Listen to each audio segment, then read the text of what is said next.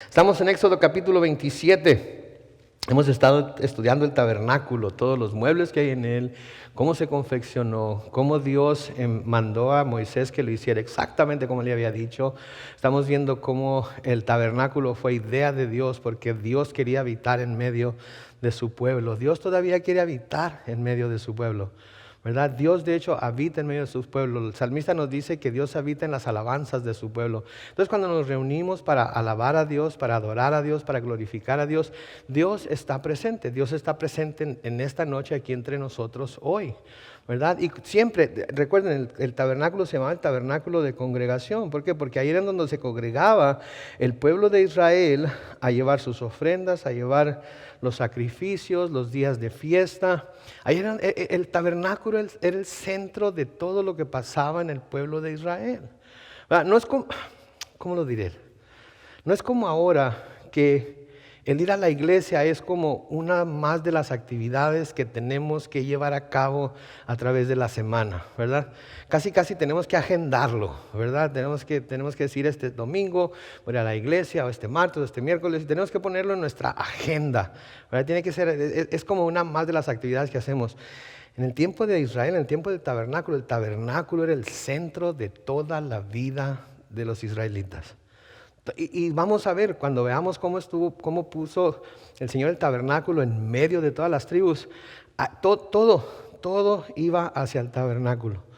Todo mundo iba hacia el tabernáculo, todo daba vueltas alrededor del tabernáculo.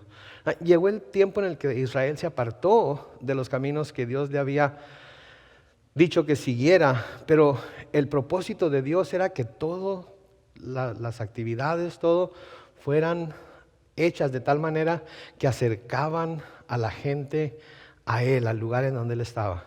Y Dios sigue deseando eso, ¿verdad? Cantamos ahorita, enamórame, enamórame. Esa debe ser una oración que debemos hacer todos los días cuando nos levantamos. Debemos decir, Señor, enamórame de ti hoy, enamórame una vez más.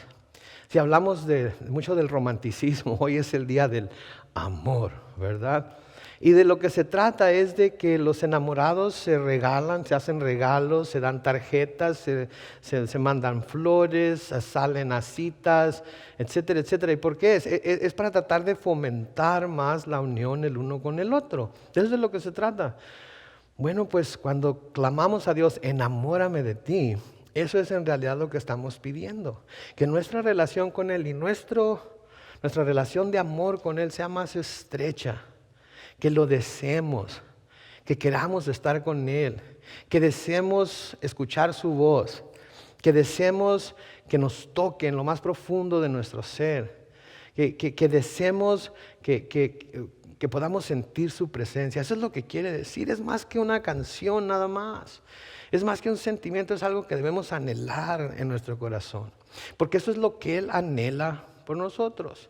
La prueba más grande de que tenemos de que ese es el anhelo de Dios es que envió a su Hijo Jesucristo a morir por nosotros para que nosotros ahora libremente podamos buscar tener esa relación personal con Él. ¿Okay? Entonces es muy importante, el tabernáculo era el centro de todo, de toda actividad. Y no estoy diciendo que en nuestros días la iglesia en sí deba ser el centro de toda nuestra actividad, de toda nuestra vida, pero la iglesia debe tomar un lugar más importante en nuestra vida de lo que le damos. Pero acuérdense, la iglesia es la esposa de Cristo. Y los esposos queremos lo mejor para nuestras esposas. Y los esposos queremos que nuestras esposas sean respetadas. Y los esposos queremos que nuestras esposas, ¿verdad?, tengan todo lo necesario para poder vivir una vida que primeramente le agrade a Dios y luego que nos agrade a nosotros, ¿verdad? Y entonces así como nosotros queremos que nuestras esposas sean cuidadas, así es como debemos nosotros también de mantener a la iglesia en alta estima, porque es la esposa de Cristo. Muy bien, pues entonces el tabernáculo se construyó, era el centro de todas las actividades de Israel. La semana pasada vimos los atrios del tabernáculo, y los atrios no eran el tabernáculo en sí, sino más bien los patios que había alrededor del tabernáculo en donde la gente se reunía, porque dentro del tabernáculo solamente el sacerdote podía entrar, solamente el sumo sacerdote podía entrar. y había ciertos atrios en los que la gente podía estar. Cuando llegamos ya a los tiempos neotestamentarios, o más bien cuando llegamos a los tiempos en el que el templo fue construido en Jerusalén y el tabernáculo dejó de existir, podemos ver a través de las escrituras que había atrios para mujeres, atrios de los hombres, atrios de los gentiles, en donde cada uno de esos grupos podía acercarse a lo que era el templo en sí, pero de nuevo, ninguno podía entrar dentro del templo, excepto el sumo sacerdote, y solamente una vez al año. Lo último que se nos dice ahí en el capítulo 27, en los versículos 20 al 28, nos va a hablar acerca de la luz que tiene que haber dentro del tabernáculo. Si se acuerdan, hablamos de una lámpara que tenía 7 candeleros, ¿verdad? Uno en el centro y 3 a cada lado, y tenía que permanecer encendida siempre. Y esa lámpara, como dijimos, era hecha de oro puro, era hecha de oro a martillo, era hecha representando a Jesucristo, representando su deidad, y tenía que estar encendida siempre. Para poder mantener esa lámpara encendida, se tenía que tener aceite de oliva, pero era un aceite de oliva muy especial. Era un aceite que nada más se podía usar para eso, no se podía usar para ninguna otra cosa.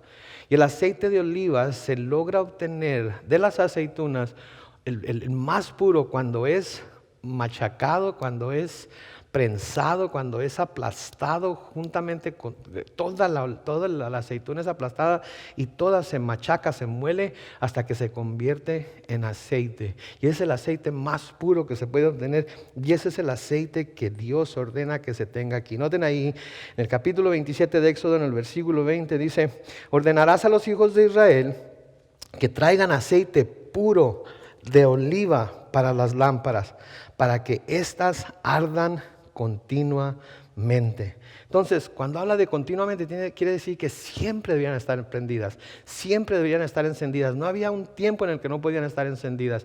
Y para eso los sacerdotes tenían que estar constantemente al pendiente de que tuvieran suficiente aceite, de que no entrara viento, de que la luz estaba ardiendo. Era de continuo. Y recuerden, esta era la única luz que había dentro del tabernáculo. Y Dios quería que esta luz estuviera continuamente encendida. ¿Por qué? Porque el tabernáculo, por todas las cortinas y todas las cubiertas que tenían, era un lugar muy oscuro. Y los sacerdotes tenían que entrar y ver qué es lo que estaban haciendo, cómo le iban a ministrar a Dios. Entonces quería que las lámparas estuvieran encendidas. Ahora, como les dije, esta lámpara representa a Jesucristo, ¿verdad? Porque sabemos del Nuevo Testamento que Él es la luz del mundo.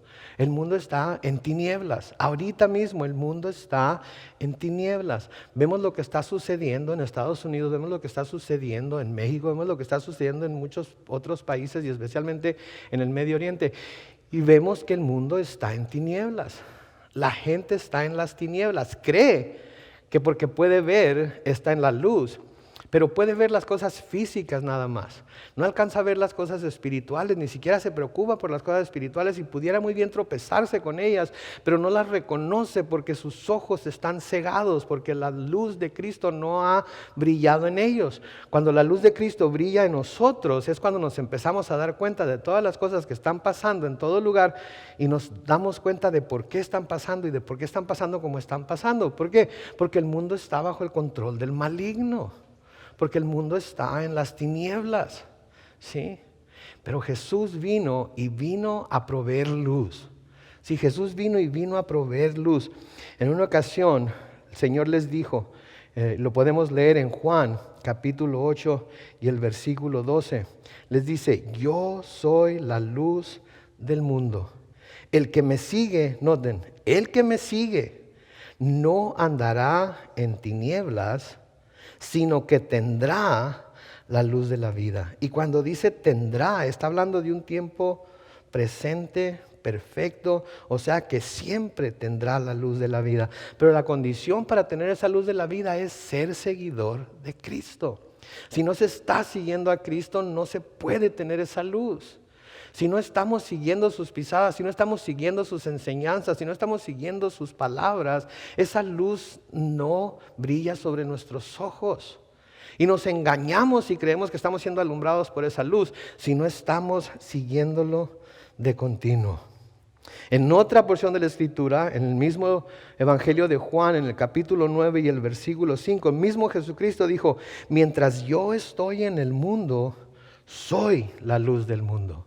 Entonces, mientras Él estuvo aquí en la tierra, mientras Él anduvo predicando por toda Judea, por Jerusalén, por toda Galilea y todas esas áreas de Israel en las que predicó, Él era la luz. Estuvo predicando la luz, estuvo abriendo los ojos de los ciegos. Y no solamente estoy hablando de los ojos ciegos físicamente, sino que abrió los ojos ciegos de la gente que no le había brillado la luz y que estaba viviendo en tinieblas en cuanto a las cosas de Dios. Creían que conocían a Dios. Muchos de ellos, como los escribas y los sacerdotes, creían que tenían bien descifrado y bien aprendido todo lo que Dios quería. Pero ellos mismos estaban en tinieblas, porque no estaban siguiendo a Dios como Dios quería que lo siguieran, sino que estaban siguiendo a Dios como ellos querían seguirlo. Y de nuevo hay mucha gente que sigue a Dios como a ellos les parece bien que se debe seguir, no de acuerdo a lo que las Escrituras dicen. Y ese es un grave error que podemos cometer. Cuando yo era joven, hace algún tiempo, había una canción, no sé si ustedes la han escuchado alguna vez, se llamaba Desiderata. ¿Se acuerdan de esa canción? ¿Quién se acuerda de esa canción? Siento, los que se acuerdan de esa canción están igual de viejitos que yo. Los que no se acuerdan de esa canción, búsquenla. Pero tenía una frase que decía: procura estar en paz con Dios, cualquiera que sea tu idea de Él. ¿Escucharon eso? Procura estar en paz con Dios, cualquiera que sea tu idea de Él. Quiere decir que no importa cuál sea la idea que tú tengas de quién es Dios, de cómo es Dios, de lo que Dios desea, de lo que Dios manda, no importa cuál sea tu idea, no importa qué Dios te hayas ideado tú en tu mente, tú procura estar en paz con ese Dios. Pues saben que podemos estar en paz con todos los dioses que nosotros nos imaginemos como dioses, pero hay un solo Dios verdadero. Y ese es el Dios con el que debemos de buscar estar en paz, con el Dios de la Biblia. Yo me puedo idear a un Dios que es bien misericordioso, es bien tapaderas, es bien alcahuete. Todo lo que yo haga, mientras lo haga con sinceridad, mientras lo haga con todo mi corazón, Él lo va a aceptar. Y entonces no importa cómo me porte, no importa lo que haga, no importa lo que diga, no importa qué piense yo de Él o de su palabra. Siempre y cuando mi corazón sea sincero, Él me tiene que aceptar. Pues no es así. Tenemos que estar en paz con el Dios de la Biblia. Y la forma en la que podemos saber cómo estar en paz con el Dios de la Biblia es mientras seguimos a Jesucristo y mientras Él traiga su luz. Y como dice aquí Él en Juan 9:5 otra vez: mientras yo estoy en el mundo, soy la luz del mundo. Ahora esto nos lleva a hacer una pregunta. ¿Jesús sigue físicamente aquí en el mundo? No, Jesús no está físicamente aquí en el mundo, ¿sí? Pero Jesús sigue aquí. ¿Saben por qué? Porque está en nosotros. Porque por medio del Espíritu está en nosotros. Lo que quiere decir entonces que para que la luz de Cristo brille, tiene que brillar a través de ¿quién? De nosotros. Nosotros tenemos que estar constantemente haciendo brillar la luz de Cristo en este mundo. Nosotros somos los que poseemos la luz. Nosotros como cristianos entonces tenemos el deber, debemos sentir la obligación, debemos sentir que es nuestra, ¿cómo le llamaremos? Que es lo que Dios quiere que seamos aquí en la tierra, la luz del mundo, para alumbrar la luz de Cristo sobre aquellos que todavía andan en tinieblas. Y la siguiente pregunta es entonces, para mí, si yo estoy siendo la luz del mundo en el que yo me desenvuelvo. Donde quiera que yo me desenvuelva, estoy siendo luz. Estoy alumbrando la luz de Cristo, estoy buscando alumbrar los ojos de aquellos que están en las tinieblas y que no saben hacia dónde van, que no se dan cuenta de cómo están ofendiendo a Dios, que no se dan cuenta que no están siguiendo al Dios verdadero, que no se dan cuenta de que su comportamiento, su manera de vivir, su manera de hacer las cosas no está reflejando que Cristo mora en ellos. Yo creo que sí. De nuevo el Señor Jesucristo hablando en Mateo capítulo 5, los versículos 14 al 16, dice: ustedes son la luz del mundo. Ustedes son la luz del mundo. Una ciudad asentada sobre un monte no se puede esconder. Entonces, son la luz del mundo y en realidad son como una ciudad asentada, o deben de ser como una ciudad asentada sobre un monte. Y si su ciudad está asentada sobre un monte, no se puede esconder. En el versículo 15 sigue diciendo: tampoco se enciende una lámpara y se pone debajo de un cajón, sino sobre el candelero para que alumbre a todos los que están en casa. De la misma manera, que la luz de ustedes alumbre delante de todos, para que todos vean sus buenas obras y glorifiquen a su Padre que está en los cielos. Note, no se enciende una luz y se pone debajo de un cajón. Cuando nosotros como cristianos reconocemos que somos la luz del mundo, pero vamos y salimos a andar entre el mundo, no a ser del mundo, sino andar entre el mundo, y no brillamos como debemos brillar con la luz de Cristo, es como si tomáramos nuestra luz y la pusiéramos debajo de un cajón. ¿Sí? Es como si somos un candelero, pero cuando salimos de aquí o cuando salimos de casa, tapamos esa luz porque no queremos que la gente la vea. No queremos que sepan que soy cristiano. No quiero correr el riesgo de ser perseguido porque mi luz está brillando demasiado clara. Sí, cuando la luz se enciende y es clara y alumbra los ojos de los que están en la oscuridad, ¿qué sucede? Les lastima los ojos. ¿Sí? ¿Alguna vez han estado bien dormidos y luego alguien prende la luz en la recámara? ¿Qué sienten? Un coraje tremendo, ¿verdad? Me despertaste, se tapan los ojos, les duelen. ¿Sí? Así es, cuando nosotros salimos de la iglesia, cuando nosotros salimos de nuestra casa como cristianos y dejamos que nuestra luz brille, con lo que hablamos, con lo que decimos, presentando lo que la palabra de Dios dice, va a haber mucha gente que está en las tinieblas que se va a molestar. Va a haber mucha gente que está en las tinieblas que se va a tapar los ojos porque no quiere que la luz lo alumbre. Porque ama las tinieblas más que la luz. Está cómodo ahí donde está, no quiere que nadie lo interrumpa. Está muy contento, dormido espiritualmente y no quiere que nadie lo despierte. Ahí está bien, él o ella. Aquí estoy bien, yo, mira, todo lo que me dices, todo lo que haces está bien para ti. Pero eso no quiere decir que tenga que estar bien para mí. Pero no se trata de eso, se trata de que está en tinieblas y de que si está en tinieblas va a terminar en las tinieblas eternas.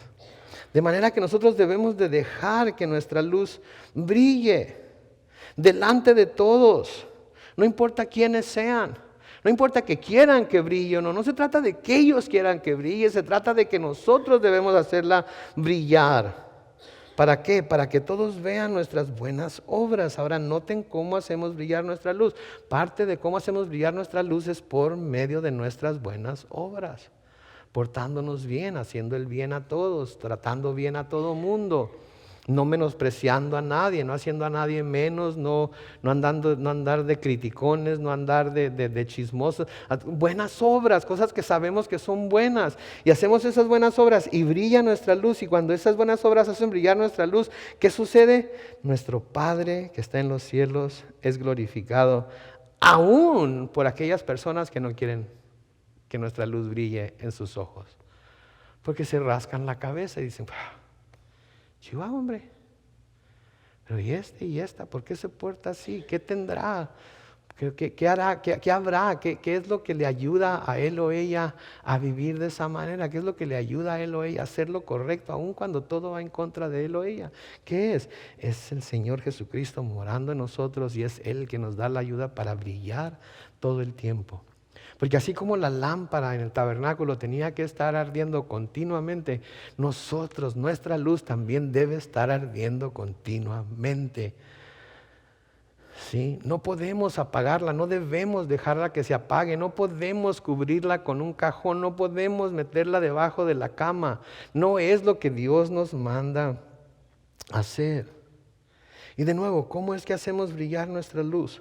Pedro nos dice en 1 de Pedro capítulo 2, los versículos 11 al 12, nos dice: amados hermanos, como si ustedes fueran extranjeros y peregrinos, les ruego que se aparten de los deseos pecaminosos que batallan contra el alma. En otras palabras, no se dejen llevar por la corriente de este mundo, no hagan lo que todo el mundo hace. Ustedes tienen que luchar, ustedes tienen que apartarse de los deseos pecaminosos que batallan contra el alma. En el versículo 12 sigue diciendo: mantengan una buena conducta entre los no creyentes. Noten, para que, aunque los acusen de malhechores, al ver las buenas obras que de ustedes glorifiquen al Dios, glorifiquen a Dios el día que Él nos visite. ¿Se fijan? Mantengan una buena conducta entre los no creyentes para que, aunque los acusen de malhechores, al ver las buenas obras de ustedes, glorifiquen a Dios el día que Él nos visite. Entonces es necesario, ese es nuestro testimonio. Así es como damos testimonio de que la luz habita en nosotros. Así es como damos testimonio de que la luz de Cristo está en nosotros y de que la luz que estamos nosotros proyectando es la luz de Cristo mismo. No es nuestra luz, no es ningún otro tipo de luz, es la luz de Cristo. Ahora noten el versículo 21 de Éxodo 27, el versículo 21 sigue diciendo: Aarón y sus hijos las pondrán en orden en el tabernáculo de reunión, afuera del velo que está delante del testimonio. Ya vimos el velo, vimos el arca del testimonio que está detrás del velo en el lugar santísimo, ¿verdad? Para que ardan delante del Señor desde la tarde hasta la mañana. Este es un asunto perpetuo para los hijos de Israel por todas las generaciones. Noten, los sacerdotes de Dios eran los responsables de mantener esas luces encendidas. Los sacerdotes de Dios eran los responsables de mantener esas luces encendidas. Y quizás alguien se pregunte: bueno, Pastor Carlos, pero yo ni sacerdote ni nada de eso. ¿Qué tiene que ver eso conmigo? Porque eso es a veces lo que mucha gente se pregunta, ¿verdad? Entonces es el Antiguo Testamento. ¿Qué tiene que ver eso conmigo? ¿Qué tiene que ver eso con el Nuevo Testamento? ¿Qué tiene que ver eso con lo que ahora yo debo de vivir en mi vida cristiana? Bueno, pues de nuevo, vamos a consultar a Pedro, porque los cristianos ahora hemos sido hechos por la palabra de Dios, representantes de Dios, y hemos sido de hecho llamados a ser esos sacerdotes.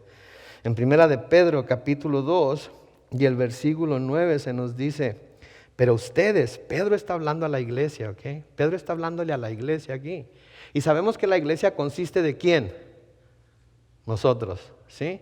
Entonces Pedro nos está diciendo a nosotros, porque somos la iglesia: pero ustedes son linaje escogido, real sacerdocio, nación santa, pueblo adquirido por Dios, para que anuncien los hechos maravillosos de aquel que los llamó. ¿De dónde? De las tinieblas. ¿A dónde? A su luz admirable. Entonces nosotros sí somos sacerdotes. Como cristianos somos sacerdotes del Dios Altísimo. Y no solamente sacerdotes, sino que sacerdotes y reyes delante de Él. Somos una nación santa, los que hemos creído en Cristo, los que hemos sido lavados por la sangre de Cristo.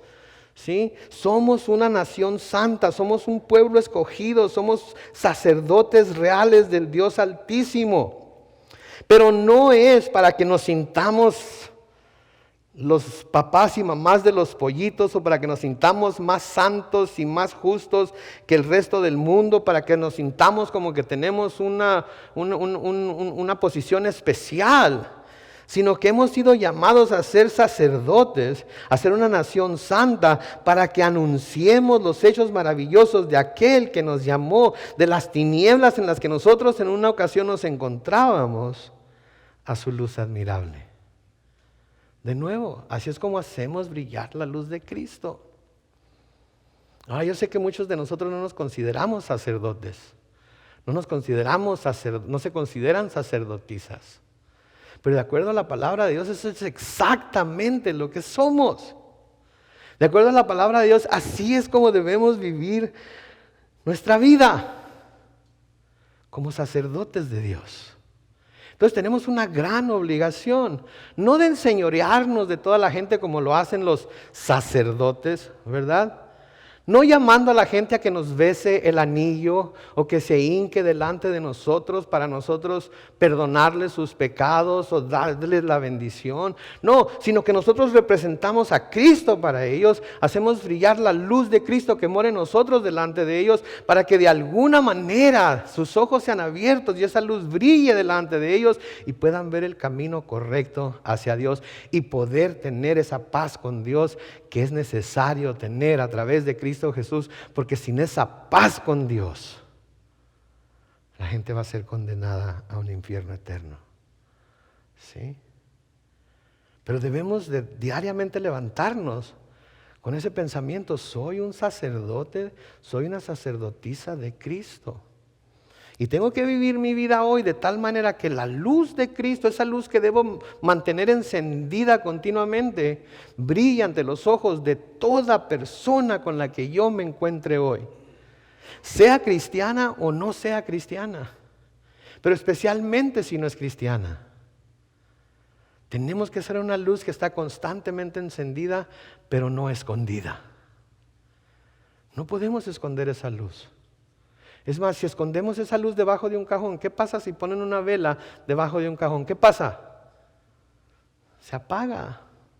¿Por qué no? Porque no tiene oxígeno que la esté alimentando. Si ponen la vela debajo de su cama, ¿qué va a pasar? Se va a quemar su casa. Pero eventualmente se va a apagar también por la falta de oxígeno. Así nosotros, si nuestra luz no la estamos haciendo brillar diariamente, ¿saben qué?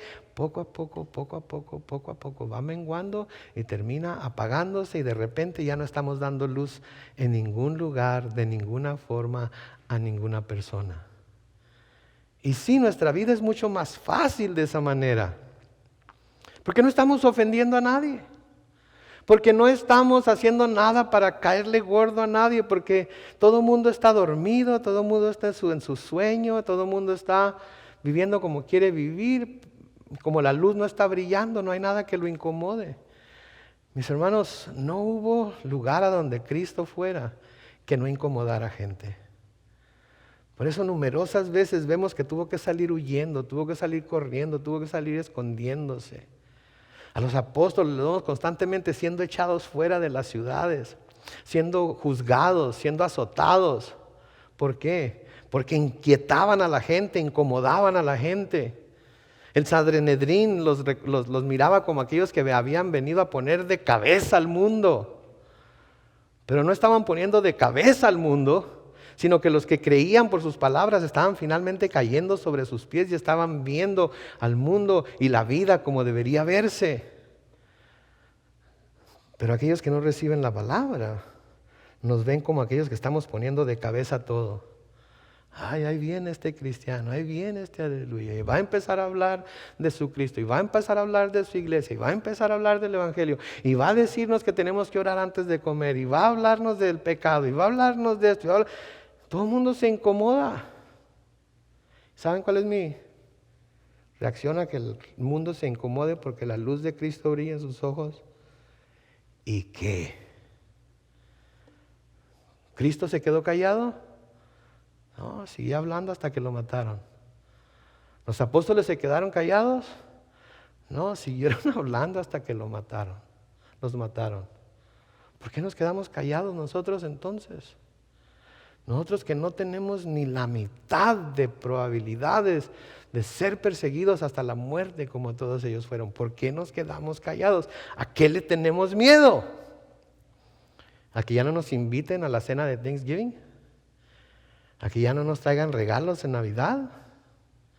¿A que ya no seamos bienvenidos en su casa? No importa, vamos a ser bienvenidos en el cielo, con puertas completamente abiertas y los brazos de Cristo completamente abiertos para recibirnos. ¿Se dan cuenta? Entonces esta luz en el tabernáculo tenía que estar constantemente encendida, tenía que constantemente brillar. Jesucristo dijo, mientras estoy aquí en el mundo, yo soy la luz del mundo, pero luego nos dejó a nosotros como luz del mundo y mientras estemos aquí en el mundo debemos como Él de brillar delante de los incrédulos. Porque si en medio de todos aquellos incrédulos, delante de los cuales brillamos, uno abre los ojos y viene a Cristo, recuerden, por ese uno Cristo entregó su vida y derramó su sangre. Y hemos entonces logrado nuestro cometido. Sí, entonces tenemos que ser como esa lámpara. Ahora, a la luz de esto, de que nosotros somos sacerdotes de Jesucristo, de que nosotros somos sacerdotes o somos llamados a ser sacerdotes del Dios Altísimo, podemos entonces ver el capítulo 28. Noten el capítulo 28 y el versículo 1. Harás que tu hermano Aarón y sus hijos Nadab, Abiú, Eleazar e Itamar se presenten ante mí para que de entre los hijos de Israel sean, escuchen estas palabras, mis sacerdotes. Está diciendo son mis sacerdotes. Ahora Dios escoge a la familia de Aarón, que era la familia de Moisés, que era la familia de Leví, para que sean los sacerdotes de él. Y son escogidos por Dios no porque tengan algo especial, no porque sean algo que sobresalga de ellos, ni nada. No, los escoge porque Él quiere que sean sus sacerdotes y punto.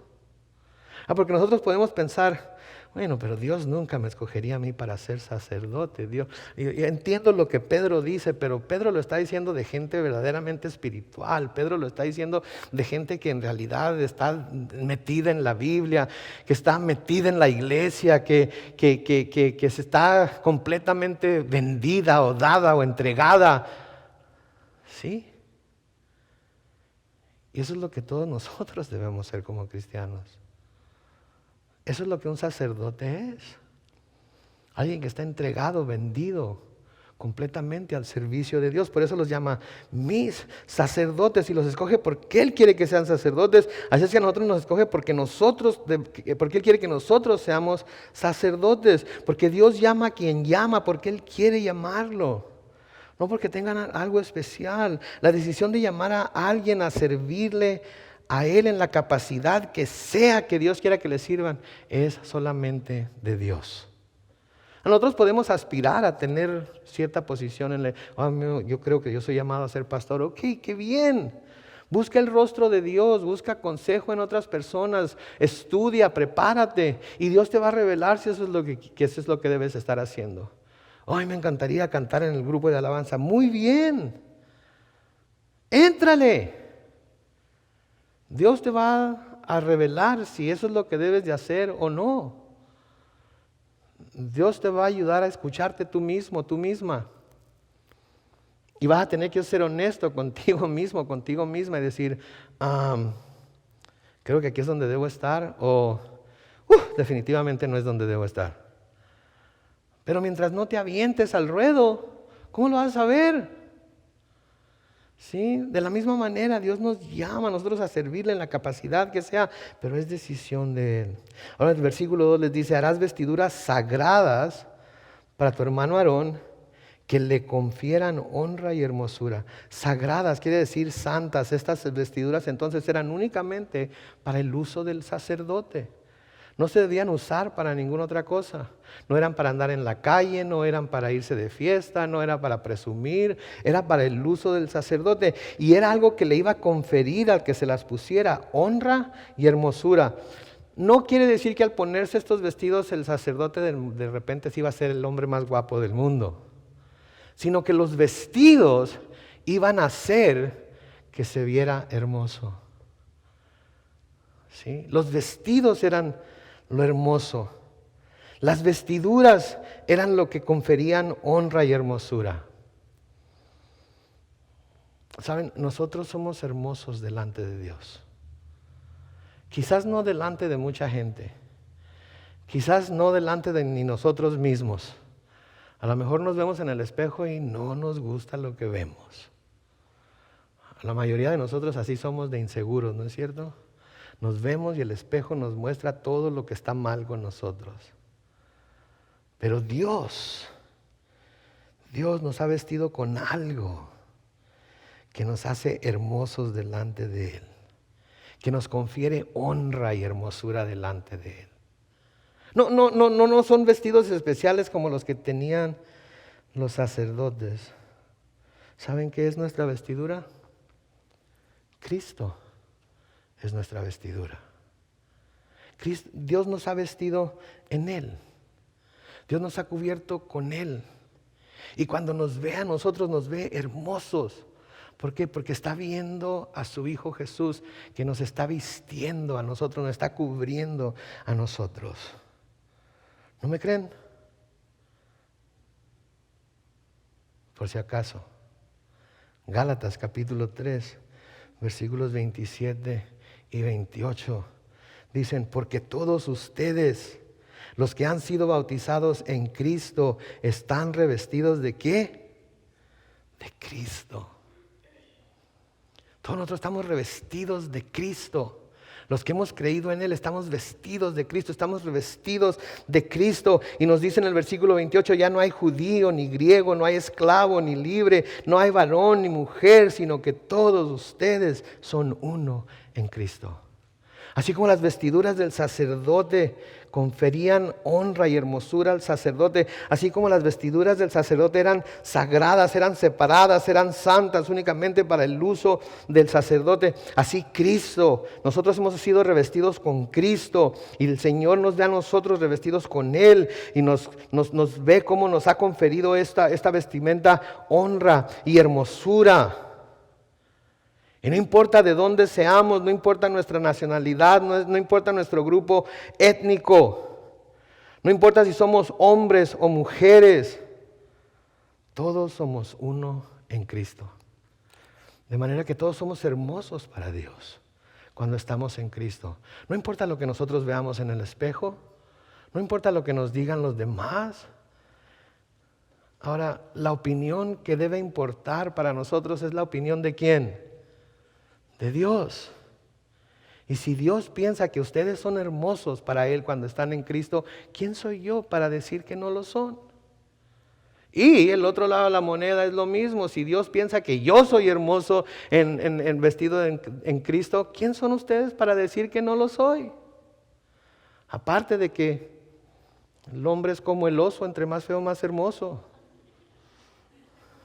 ¿Ok? Entonces díganme feo, no le hace. Dios me ve hermoso porque estoy revestido en Cristo. Porque Él me ha puesto ese vestido que es diseñado únicamente para aquellos que son sus santos. ¿Sí? Y Él, no yo, no mi título de pastor, no el grado de estudios que tenga. Él es el que me confiere a mí honra y hermosura, no por lo que yo haya hecho, por lo que esté haciendo, sino por lo que Jesucristo hizo en la cruz por mí. ¿Saben que todo esto echa por la ventana, todas estas nociones de autoestima y cosas así? Digo, yo no me tengo que estimar a mí mismo más de lo que yo soy. Dios me ha dado un valor más alto que cualquier cosa que yo pueda pensar acerca de mí. La autoestima la tiro al suelo. Dios me estimó tan valioso que envió a su Hijo Jesucristo a derramar su sangre por mí. ¿Qué importa qué tanto me estime yo o no? ¿Qué tiene que ver todo eso? Lo que tiene que ver es lo que Dios piense. Amén. Versículo 3 dice, hablarás con todos aquellos a quienes he llenado de un corazón y de un espíritu sabio para que hagan las vestiduras de Aarón y yo lo consagre. De nuevo noten, como mi sacerdote. De nuevo, como en el tabernáculo, los que son llamados a confeccionar los vestidos del sacerdote eran hombres que Dios había llenado con el espíritu de sabiduría para poder hacerlo. No se puede hacer nada al servicio de Dios que no se haga por el poder del Espíritu Santo. Podemos tratar de hacerlo, podemos usar nuestro talento natural, podemos tratar de usar nuestra habilidad, pero no va a tener la eficacia, no va a tener no va a producir lo que Dios quiere que produzca si no es por medio de su Espíritu. ¿Sí? Se convierte como en el frosting del pastel. ¿Sí? Sí, se mira muy bonito y puede que hasta tenga un sabor dulce, pero si la sustancia, lo que lo está sosteniendo no es bueno, uno toma una mordida de ese pastel y cuando agarra el verdadero sabor de lo que es el pastel, ¿qué hace? Lo echa fuera. De la misma manera, todo lo que se haga para el Señor tiene que ser movido y hecho por el poder del Espíritu Santo. Versículo 4 sigue diciendo, estas son las vestiduras que deberán hacer: el pectoral, el efod, ¿sí?, el manto, la túnica bordada, la mitra y el cinturón. Háganse pues las vestiduras sagradas para tu hermano Aarón y para sus hijos, para que sean, noten de nuevo, mis sacerdotes. Primero enumera todas las vestiduras que deben de hacer y después nos da los detalles de lo que van a confeccionar y cómo lo van a confeccionar. Pero noten que dice aquí por tercera vez, lo dijo en el versículo 1, lo dijo en el versículo 3, ahora lo dice en el versículo 4, para que sea o sean mis sacerdotes. ¿Sí? ¿Qué nos dice esto? Que los sacerdotes bajo el antiguo pacto y en el nuevo pacto, los cuales somos nosotros, deben primero ser, o deben su primer ministerio ser el ministerio a Dios mismo. ¿Sí? No se puede tener un ministerio en el cual se sirve a las personas, se sirve a alguien o a algo, si ese ministerio no comienza con el servicio a Dios. El sacerdote no puede servir al pueblo de Dios si primeramente no está completamente entregado a servir a Dios. Entonces nosotros ya decidimos, ya llegamos a la conclusión de que Dios nos ha llamado a ser sacerdotes reales para poder nosotros en realidad servir a quienes Dios nos ha llamado a servir. No podemos servirles a ellos si primero no estamos completamente entregados a servirle a Él. Ahora se habla mucho de cuál es el primer ministerio que debemos tener, ¿verdad? Si es Dios, si es la iglesia, si es la familia, si es esto, si aquello, si es lo otro. ¿Saben qué, mis hermanos? No importa qué ministerio piensen. Si nuestro primer ministerio y nuestro primer servicio no es para Dios, todos los demás ministerios no van a estar en el lugar que deben estar. Para poder servir en nuestro hogar, primero tenemos que estar completamente entregados a servir a Dios, porque eso entonces nos lleva a servir en el hogar como debemos servir.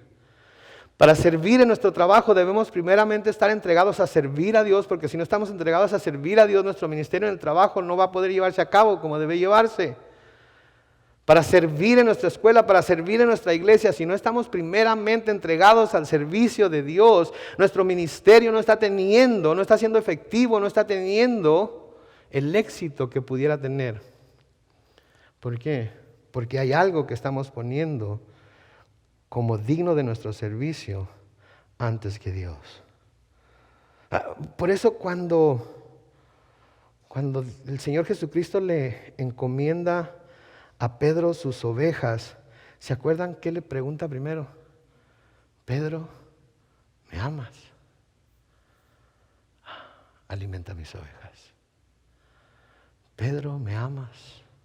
Apacienta mis ovejas. Pedro, ¿me amas? Cuida de mis ovejas. Era imperativo para Pedro estar primeramente convencido de que amaba al Señor antes de que él pudiera llevar a cabo el ministerio que Dios le iba a llevar, le iba a dejar. ¿Sí? ¿Por qué? Porque cuando se ama a Dios, ¿sí?, las cosas que son importantes para Él van a ser importantes para nosotros. Si Pedro amaba a Jesús, las cosas que eran importantes para Jesús, que era su iglesia, eran sus ovejas, iban a ser importantes para Pedro. Si Pedro no amaba a Jesús, iba a cuidar de las ovejas, pero iban a llegar los momentos difíciles, iban a llegar los momentos de prueba, iba a preguntarse, ¿amo en realidad tanto a Jesucristo que tengo que aguantar a estas ovejas cochinas, apestosas, enfermas? ¿En serio? Y ahí es donde iba a tener que tomar una decisión. Pero si decide desde el principio, Señor, tú sabes que te amo. Señor, tú sabes que te amo. Señor, tú sabes que te amo. Entonces el Señor Jesucristo va a decir, apacienta mis ovejas. Y saber que Pedro las iba a apacentar. ¿Hasta cuándo apacentó Pedro las ovejas que Dios le encargó? Que el Señor Jesucristo le encargó. Hasta la muerte. ¿Se dan cuenta? Somos sacerdotes de Dios, llamados a servir a Dios. Él es nuestro primer ministerio. A Él pertenece nuestro primer servicio. Y hasta que no estemos completamente dados, entregados, vendidos a servirle a Él, sí, vamos a titubear en todo lo demás que queramos hacer por su pueblo. Porque no lo vamos a hacer por amor a Él. Lo vamos a hacer por la satisfacción que nos trae a nosotros. Lo vamos a hacer por el reconocimiento que nos pueda traer a nosotros. Pero no es por amor a Él, porque cuando lo hacemos por amor a Él, lo hacemos por amor a Él. Y lo que esto signifique para nosotros no importa. Lo estamos haciendo porque lo amamos a Él. En el versículo 5 sigue diciendo, tomarán oro, azul, púrpura, carmesí y lino torcido. Y harán el efod bellamente trabajado con oro, azul, púrpura, carmesí y lino torcido. He llegado a una encrucijada. Porque yo quería seguir adelante. Pero ya son las 8:17. Y si sigo adelante, no voy a poder explicar todo lo que hay que explicar con el lujo de detalle que quiero explicarlo para que lo entiendan. Por lo tanto, pongan la foto que está ahí en el siguiente transparencia, por favor. Esa es la vestimenta del sacerdote. ¿Sí? Y lo vamos a ver pieza por pieza. Y lo que esto significa. Y por qué está ahí. Y por qué lo ordenó Dios de esa manera. Pero va a tener que ser la semana que entra. Así es que quédense con esa imagen, lean el resto del capítulo y la semana que entra seguimos en donde nos quedamos. Amén.